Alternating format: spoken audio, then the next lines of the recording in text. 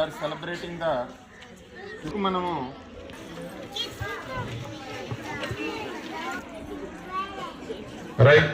ఏషియాలో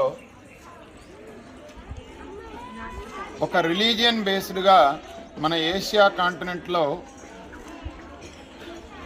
ఒక రకమైనటువంటి mythological and ఒక ఏషియా కాంటినెంట్ మొత్తంలో మత ప్రస్తావనలు బలంగా వేళ్ళూనుకొని ఉన్నాయి.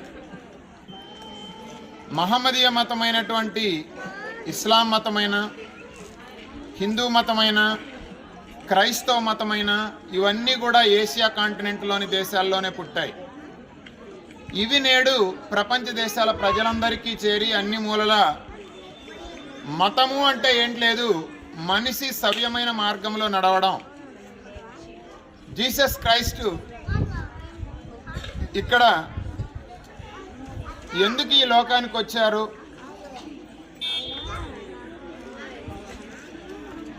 జెరూసలేం, బెత్లెహేమ్ అనేటటువంటి పట్టణాలలో ఆయన చేసినటువంటి గాస్పెల్ ఏదైతే ఉందో అది నేడు ప్రపంచవ్యాప్తంగా అందరి ప్రజలకు రీచ్ అయ్యి, గాస్పెల్ అంటే పరిశుద్ధ వాక్యము, వాక్యం అంటే ఒక వాక్యము బలమైనది, వాక్యము బలమైనది. ఏ వాక్యము బలమైనది అంటే the people those who have the sympathy, the people those who have the sympathy they are the fortunate.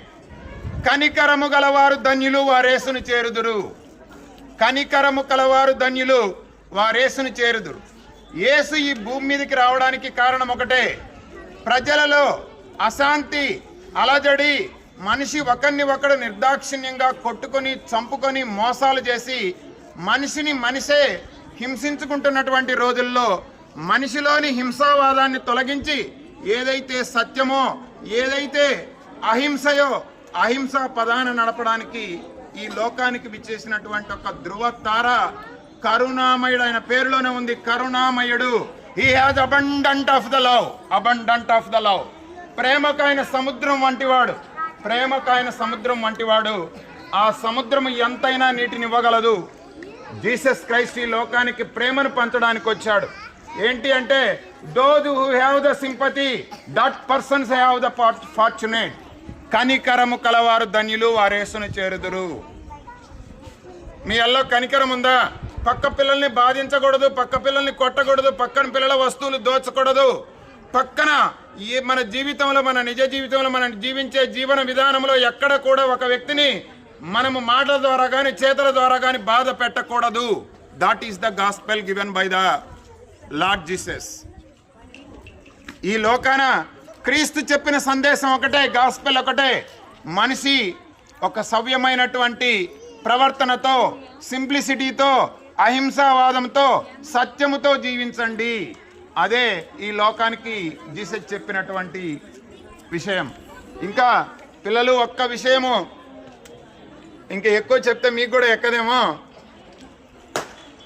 ఇక్కడ జీసస్ క్రైస్టు ఆయన ఈ రకమైన సందేశాన్ని ఇచ్చి ప్రజలందరినీ ఆకట్టుకోవడం చూసి ఆయన మీద కొంతమంది కక్షిదారులైనటువంటి ఎవరెవరో పక్కపక్క వ్యక్తులందరికీ వాళ్ళకు లేని పేరంతా జీసస్ క్రైస్ట్కి వస్తుంది. ప్రజలందరూ జీసస్ క్రైస్ట్ యొక్క మాయమాటల్లో పడిపోతున్నారని లేనిపోని మాటలన్నీ ప్యాంటియాన్ పిలాట్ అనేటటువంటి రాజుకి, ఆ ప్రాంతంలో అప్పుడు రూల్ చేస్తున్నటువంటి ప్యాంటియాన్ పిలాట్ అనే రూలర్కి, రాజుకి వీళ్ళందరూ వెళ్ళి ఆయన మీద లేనిపోని సాడీలన్నీ చెప్పి ఆయనకు శిక్ష పడేటట్టు చేశారు. చివరికి ఒకరోజు జీసస్ క్రైస్ట్ని ప్యాంటియాన్ పిలాట్ తన యొక్క తీర్పుతో జీసస్ క్రైస్ట్కి ఆ రోజుల్లో ఉన్న భయంకరమైన శిక్ష, శిలువపై దండన వేయండి అని చెప్పి శిలువ దండన విధించాడు. నువ్వు ప్రజలందరినీ మాయమాటలతో నీ వైపు తిప్పుతున్నావు అని చెప్పి అభియోగం మోపబడింది. అయితే ఆ రోజు ఆయన కొండ మీదకి తీసుకెళ్ళి ఆయన కొండపైన ఆయనకు శిలువను మోయిస్తూ ఆయన చేత శిలువను మోపించిన తర్వాత కొండపై నిలబడి ఆయన ఇప్పుడే మనకు మాస్టర్ చెప్పారు, అది జాతిని ఉద్దేశించి, సమాజాన్ని ఉద్దేశించి చేసినటువంటి అతి పవిత్రమైనటువంటి మెసేజ్గా చెప్పబడుతోంది. ఆ మెసేజ్లో ఏముంది, మెసేజ్ యొక్క ఉద్దేశం ఏంటి, ప్రజలు మా మతం నుంచి ఏవి నేర్చుకోవాలి అనేటటువంటిది కనుక గమనిస్తే, జీసస్ క్రైస్ట్ నిజంగా దేవుడైతే ఏం చిన్న సిలువను మోయాల్సిన పని ఏముంది? ఆయన శరీరంపై, ఆయన తలపైన, కాళ్ళపైన, మోకాళ్ళపైన, కాళ్ళపైన శీలలు బాదుతూ ఉన్నప్పుడు, శీలలు కొడుతూ ఉన్నప్పుడు ఆయన దేవుడు కదా, ఎందుకు తప్పించుకోలేదు? ఎందుకైనా ఎస్కేప్ అవ్వలేదు? ఆయన నిజంగా ఆయన మహిమలు తెలిసుంటే ఆయన ఎస్కేప్ అవ్వచ్చు కదా అని చెప్పారు. నో, ఆయన తప్పించుకోవటానికి రాలేదు ఇక్కడ. ఎందుకు శిలువ దండన విధించినప్పుడు దాన్ని మోసాడు? శిలువ భారాన్ని ఎందుకు మోసాడు? శిలువలో ఉండేటటువంటి కష్టాన్ని ఎందుకు ఆయన భరించాడు?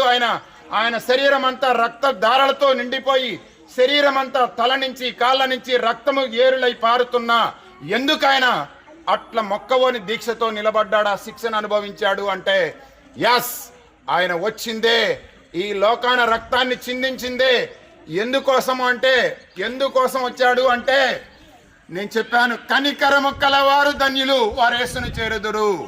కనికరము కలవారు. ఎవరు కనికరం కలిగిన వారు? ఒకపై రాక్షసత్వంతో శిలువ దండనలు వేసి రక్తము చిందించేటట్టు సుత్తులతో బాదుతున్నా ఏ ప్రజలైతే బాధపడలేదో వాళ్ళ మనసు రాయి వంటిది. వాళ్ళు నిర్దాక్షిణ్యంగా ప్రజలలో ఒక సెన్సిటివ్ భావాలు, ఐడియాలజీస్ లేవు. మనిషిలో నిజంగా పశ్చాత్తాపమే ఉంటే, ఎదుటి వ్యక్తి అలా బాధపడుతూ ఉంటే ఎందుకు వీళ్ళు ప్రతిఘటన చెయ్యట్లేదు?